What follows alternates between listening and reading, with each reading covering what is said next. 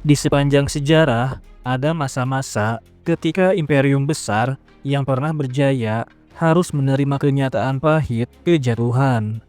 Kesultanan Ottoman yang selama berabad-abad menjadi penjaga tanah suci dan pemersatu dunia Islam mengalami senja panjang di tanah Arab. Apa yang pernah menjadi bagian dari satu kesatuan Islam yang kuat, kini mulai retak, bukan hanya karena tekanan eksternal dari kekuatan Eropa, tetapi juga karena pemberontakan dari dalam yang merobek-robek jalinan persaudaraan antara Turki dan Arab. Buku The Ottoman Twilight in the Arab Lands, Turkish Memoirs and Testimonies of the Great War, karya Selim Deringil, membawa kita kembali ke masa-masa genting ini melalui kesaksian para tentara, pejabat, dan pemimpin Ottoman yang menyaksikan langsung bagaimana wilayah Arab yang mereka kuasai selama berabad-abad perlahan-lahan lepas dari genggaman. Memoar-memoar ini yang sebelumnya tersembunyi dalam bahasa Turki kini mengungkapkan perasaan frustasi, ketidakberdayaan, dan pengkhianatan yang dirasakan oleh mereka yang berada di garis depan sejarah.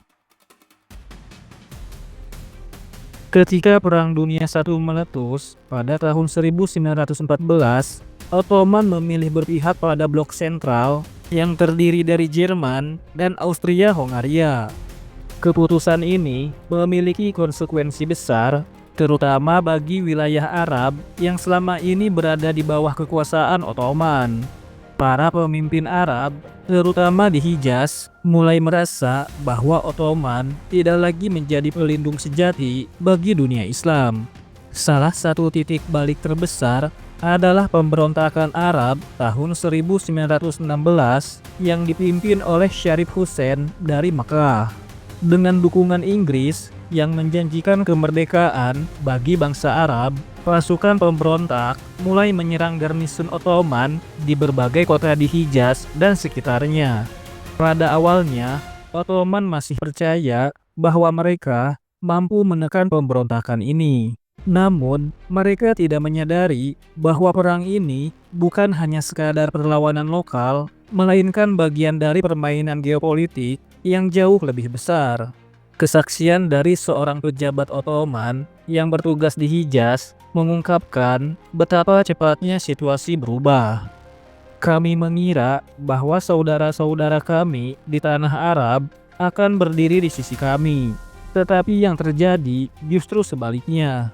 Mereka memilih jalan lain, dan kami yang dahulu datang sebagai pelindung kini dianggap sebagai penjajah. Selain menghadapi pemberontakan Arab, pasukan Ottoman juga harus berhadapan dengan medan perang yang berat. Gurun pasir yang luas di Hijaz bukanlah tempat yang mudah untuk bertahan, apalagi ketika jalur suplai mulai terputus. Salah satu infrastruktur kunci yang menjadi target utama pemberontakan adalah kereta api Hijaz yang menghubungkan Madinah dan Damaskus. Salah satu kesaksian dalam buku ini berasal dari seorang insinyur Ottoman yang bekerja dalam perawatan jalur kereta api. Kami bekerja siang dan malam untuk memperbaiki jalur yang rusak, tetapi hampir setiap hari pemberontak datang dan menghancurkannya kembali.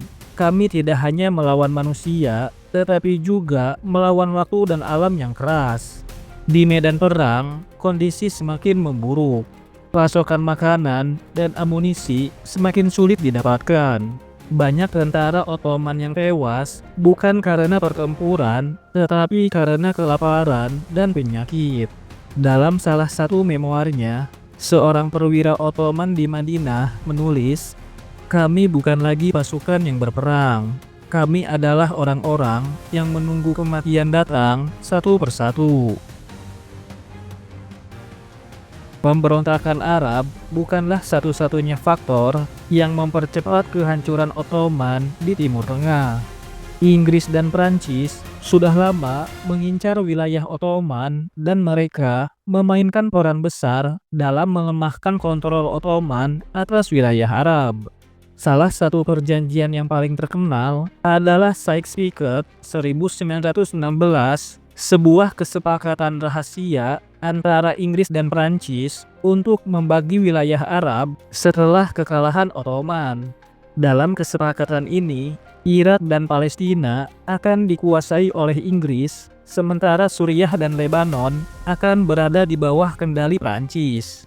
Banyak pejabat Ottoman yang merasa dikhianati tidak hanya oleh kekuatan asing, tetapi juga oleh bangsa Arab yang mereka anggap sebagai saudara.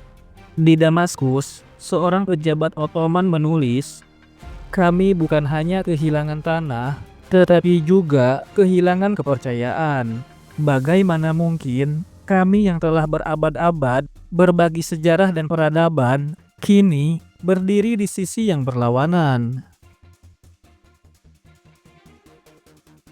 Meskipun Ottoman berusaha mempertahankan wilayahnya, kenyataannya mereka sedang bertarung dalam perang yang hampir mustahil dimenangkan.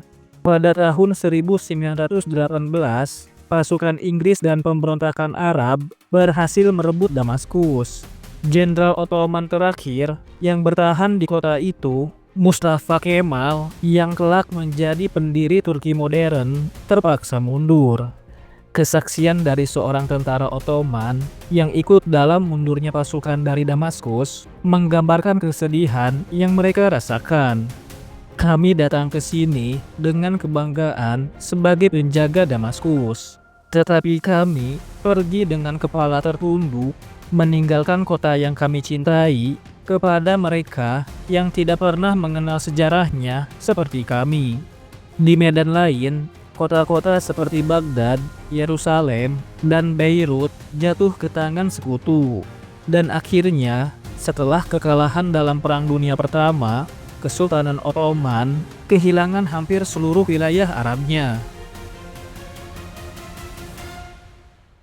Runtuhnya Ottoman di Timur Tengah bukan hanya mengubah peta politik, tetapi juga meninggalkan luka yang masih terasa hingga hari ini.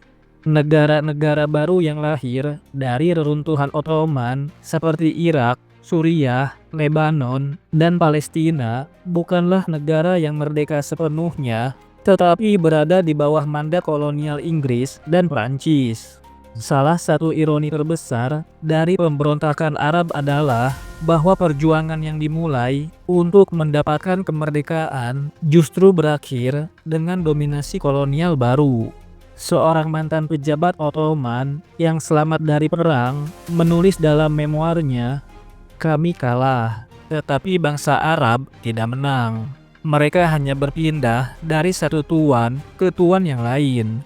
Hingga hari ini, konflik di Timur Tengah seringkali memiliki akar dalam peristiwa ini.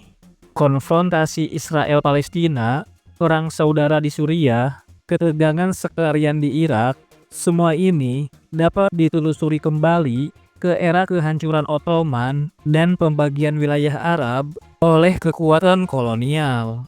Memoar-memoar yang dikumpulkan dalam buku The Ottoman Twilight in the Arab Lands mengingatkan kita bahwa sejarah bukan hanya tentang peristiwa besar yang dicatat dalam buku pelajaran, tetapi juga tentang kisah-kisah individu yang mengalaminya secara langsung.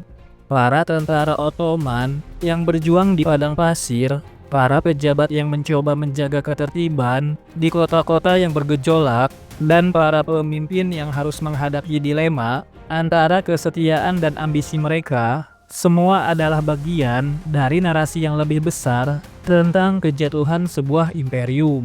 Mungkin Ottoman telah pergi, tetapi jejak mereka masih tetap terasa. Dan dengan memahami kisah mereka, kita dapat belajar lebih banyak tentang dunia yang kita tinggali hari ini, tentang pengkhianatan, perjuangan, dan dampak dari kekuatan-kekuatan besar yang terus membentuk sejarah umat manusia.